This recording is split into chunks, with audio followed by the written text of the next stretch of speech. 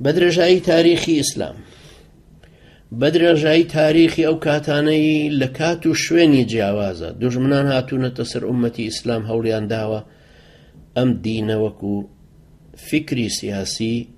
وكومالكاري سياسي تشريع ياسا لخلق كدور خنو بدرجاي تاريخ أواني كهاتون تسر أمتي إسلام لتترو مغولة وكصالي 656 هجري بغدايان قرد یاسقێکیان هێنا بەناوی یاسق میساقی خۆیان بوو دەستوری خۆیان بوو کەوتنە جێبەجێکردنی ئەو لادانی شریعەتی ئیسلام ئەشێ کەلیمە یاسق کە فارز وتبێتی یاسەغ دوایی بوو بێتەوە بە یاساغ واتە مەمنوع ئەنجا لەناو کووردا بوو بێتەوە بە یاسا قاف و غەینەکەی لێلا چوو بێ و بوو بێ بە یاسا ئەم وشەی یاسایە ئەشێ لەوێەوە هاتوێ بۆیە ئێمە لە بەکارهێنانمانە شتێکی باشە کە بڵین یاسا بەرامبەر بە شەرع شەرع کاڵین شەرع مەبەستمان هەموو لایەنێکی اعتقاد و ئەحکامە شەرعەکانی تری عیبادات و معاملات و سزاکان و جیهاد و میرات و ئەوانی تریشی هەیە کەوابوو کە ئەڵین یاسا لەم دەرسەمانە هەروەها لە دەرسەکانی ترمانە مەبەستمان لە یاسا و ڕێسایەکە کە ئەهلی کوفر دەریان کردووە بەرامبەر بە شریعەتی ئیسلام وڵاتە ئیستعماریەکان کە هاتنە وڵاتی مسلمانانە زۆریان هەوڵدا مەلاکان کەسب بکەن ئینگلیز هەوڵیدا ئەزهەر کەسب بکە ئەوانەی تر کە چوونە نیمچە دۆرگەی هندستانەوە یا ئەوەی چوونە ئەندۆنیسیا یا ئەوانەی چوونە وڵاتانی تری ئەفریقیا یا شام یا هەر وڵاتێک هەتاکو ئێستاش هەر محاولە ئێوە کرێت کە مەلاکان کەسب بکەن بۆی لە مەلاکانەوە مەلاکان بکەن بە ئەسپی تەڕوادە و لە ناواخنی ئەوانە ئەم عەلمانیەتە بهێنە دی و بیشەرعێنن لە جەزائیر وەختێک فەڕەنسیەکان ئەویان گرتە دەست طبعا ماوەیەکی زۆر زۆری تیامانەوە لە 1830 گرتیان لە 1969 بەجێیان هێشت ماوەیەکی زۆر توولانی لەو وڵاتەمان هەر لە سەرەتای حکومیانە کابرایەک بەناوی لیۆن ڕۆژ هەر فەڕەنسی بوو بە مەسئولی کەسبکردنی مەلاکان و گۆڕینی ئیتیجاهیان بەرەو ئەوەی کە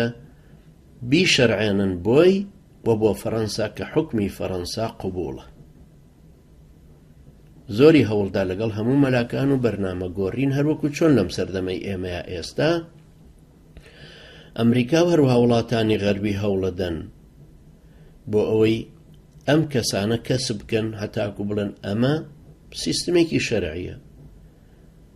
کابرای مەلا یان کابرای ئیسلامی بەزی وەڵێ دیموکراسیش هەر شورایە ئەنجا گۆڕینی مەنهەجەکان وەکو ئەمریکا کە زەڵمای خەلیلزادی داناوە کردی بە سەفیر لە عێراق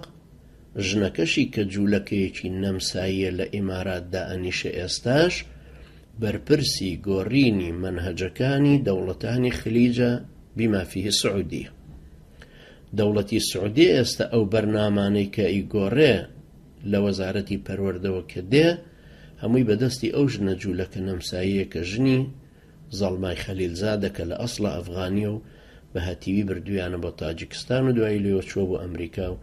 ئێستا لە حیزبی جمهوری جۆرج بۆشە و یەکێکە لەو 63 کەسەی کە پلانیان دانا بۆ داگیرکردنی عێراق لیۆن ڕۆژ ئەو کاتە ئەویش هەوڵی ئەوەیەدا کە هەر چۆنێک بێ ئەوانە کەسب بکە ئەو مەلایەنەوە و ئەو کەسانەی تریش ئەگەر لەوێ پێی کەسب نەکرا لە شوێنی ترەوە بیانهێنێ کابرای کتێبێکی نووسیوە خۆی ناوی محەممەد قەنانشە کتێبێکی دانەوە ناوی الحركة الاستقلالية في الجزائر لە ساڵ 1990 هەتا 1939 لە فترەی ئەو 20 ساڵەیە باسەکە باز لە شۆڕشەکە کە باز لەوەکە کە چۆن ئەم شەعبی شیمالی ئەفریقایە بڵین هی مەغریبی عەرەبی کە ئەوترێ یعنی مۆریتانیا و مەغریب و جەزائیر و تونس چۆن بەرامبەر بە ئیسپانیەکان و پرتوغال و ئەوانە هەمووی وەستاونەتەوە دوایی لەوێ باز لە کابرایەکەکە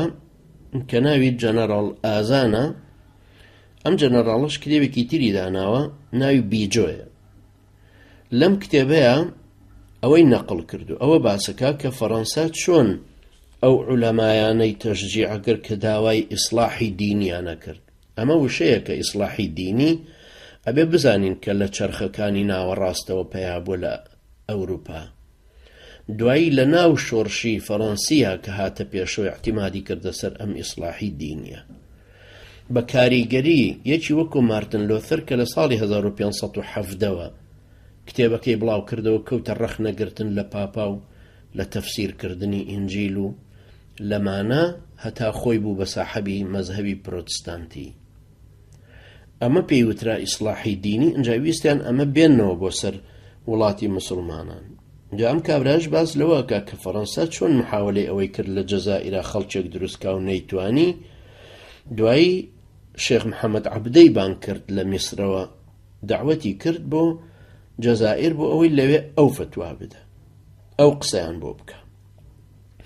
جا ئەویش وەختێک کە ئەبینین لە کتێبی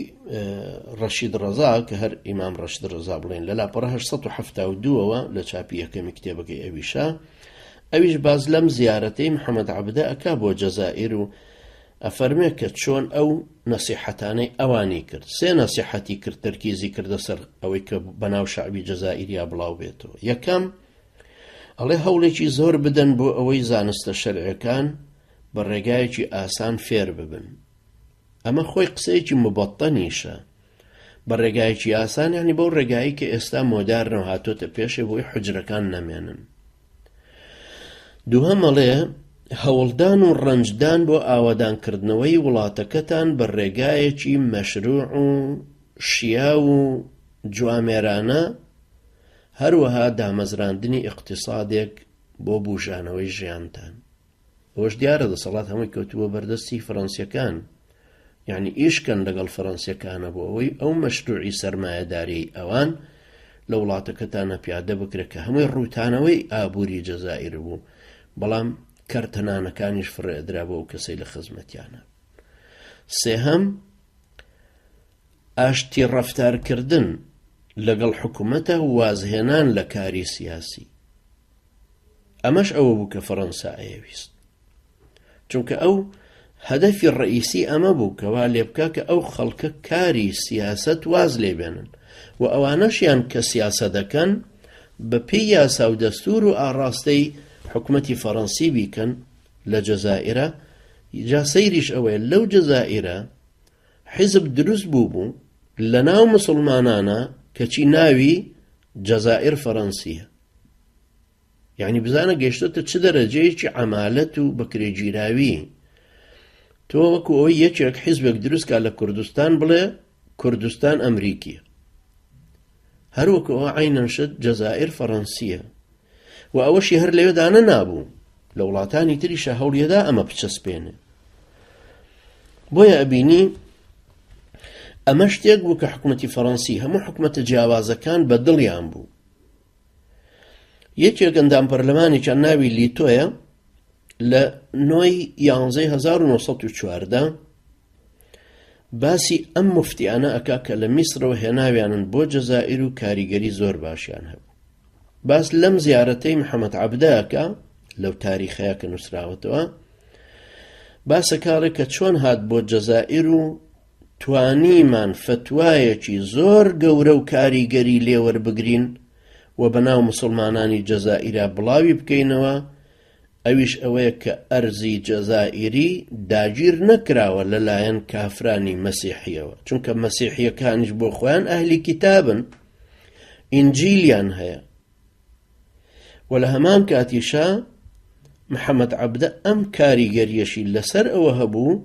کە جلوبەرگەکانیشیان قبوڵ بکەن. ئەمە هەر قسەی لیتۆیە نەقڵێکم. ئەمە کەوابوو زۆر دەمێ کە هەمویان محاولەی ئەوە ئەکەن ئیسلام کە دوورخەنەوە لەم ئاراستەکردنە، یعنی دوورخستنەوەی حرەسی قەڵاکە. ئێستا بزانن لە کوردستانە کە حرەسی قەڵاکەمان دوورخراوەتەوە، چۆن قەڵاکە دەرگای شکاوە و شوراکەی واتە سوورەکانی دیوارەکانی هەمووی ڕماوە و هەرچی کە سێدێ بخۆی بە کوردستانە ئەکاو بە سەرمایەداری و بە مخابراتی و بە ناحی عەسکەری و بە ئەفکار بڵاوکردنەوەی ئەفکاری جیاواز و قیەمی جیاواز و چۆن ئەوەی کە کورد بینای کردووە و دڵسۆز بووە و پێوەی پابند بووە چۆن هەمووی هەڵوەشاوە. ئەمەی ئێستاش هەمووی بریتە لەو ئاراستەکردنە ئیستیعماری هەر ئیمتیدادی ئەوە. ئەنجا ئەگەر محەممەد عەبدە بەو عیلمەیەوە ئەم خزمەتەی بە فەڕەنسا کردوێ، ئێستا لە ناوگەلی ئێمەیە چەندەها هەزار هەیە کە خزمەتی ئەو مەشروعە ئیستیعماریانەکە. لەبەرەوە بەڕاستی ئەمە شتێکی زۆر زەروری ئینسانی مسلمان ئاگادار بێ لەوەی کە چۆن ئەمانە پلانیان بەرامبەر بە ئەهلی ئیسلامدانە و چۆن ئەمانەش هەتاکو ئێستاش بەردەوامن لە گۆڕانکاریە و لەوەی کە ئیسلام دوورخەنەوە لەو واقع. ئەم زنجیرە دەرسە باس لەوانەکە.